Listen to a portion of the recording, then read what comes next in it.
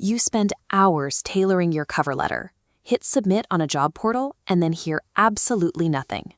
You do it again and again, sending out hundreds of applications, only to be met with total silence.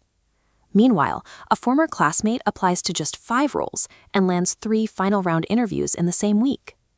To understand why this happens, look at the numbers from the hiring manager side. A single open role at a decent company easily attracts over 700 applications. Nobody on the hiring team has the time to manually review that many files. The solution is to stop spamming the internet with identical resumes. Instead, we are going to build a customized 5-step application package engineered for one highly specific target job. To execute this system right now, you need 3 things: a specific job description you want to target, an active LinkedIn profile, and an editable version of your base resume. Once you understand how the hiring process actually operates, you stop being a random application caught in an automated filter and become the obvious choice for the role. Step 1 requires breaking a very ingrained habit. You need to completely abandon the Apply Now button on traditional job boards. Instead of dumping your file into a digital void, identify and contact the human gatekeepers directly. These are the executive placement consultants or the actual hiring managers responsible for the role. When you reach out on LinkedIn, keep your message incredibly precise. Highlight a single, highly relevant skill by saying, "I noticed you are looking for someone with this core skill. Here is exactly how I've utilized it over the last 3 years." This targeted message completely bypasses the automated AI screeners and the overwhelmed HR assistants who are drowning in generic applications. By establishing direct, skill-focused communication with the decision maker, your profile is mathematically far more likely to get evaluated. For step 2, we have to fix the resume itself. Most applicants act out of fear, padding their document with 15 or 18 different skills to look like they can do everything. When a hiring manager sees a massive, cluttered wall of unrelated skills, it signals that the applicant hasn't actually read the job description and doesn't understand what the role requires. Apply the rule of 3 instead. Strip away the filler and highlight exactly 3 core skills that the employer explicitly requested in their posting. This chart visualizes what management consultants call the spike theory, or the T model. On the left is the rejected candidate, weakly spread across 18 areas. On the right is the ideal hire, possessing incredibly deep expertise in one specific area, supported by a general competence in a few others. If you are targeting a data analytics position, your vertical spike, your core expertise, should be building data dashboards that non-technical teams can use easily. Making that specific skill the focal point of your application directly solves the exact pain points the employer listed in the job description.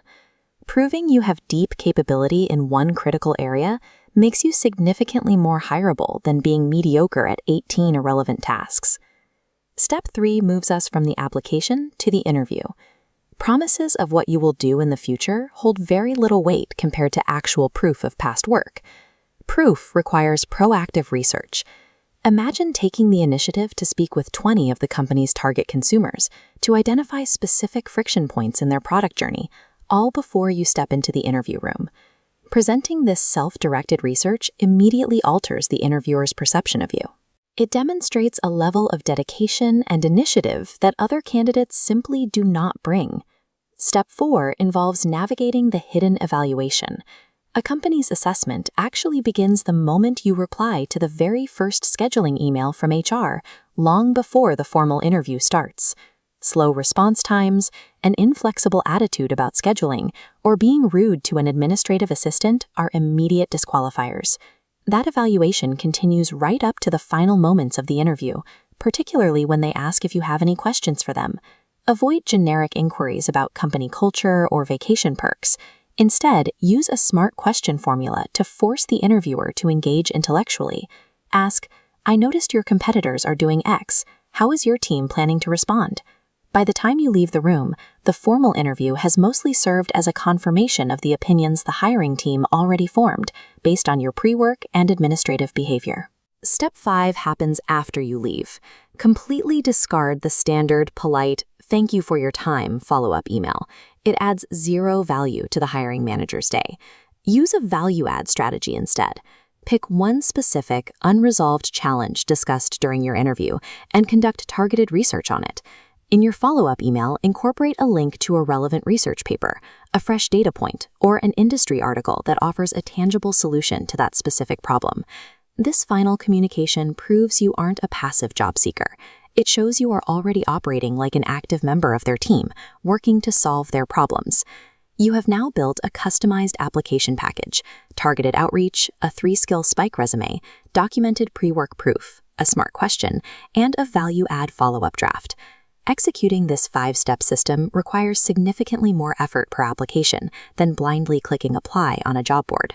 This diagram shows the return on that effort.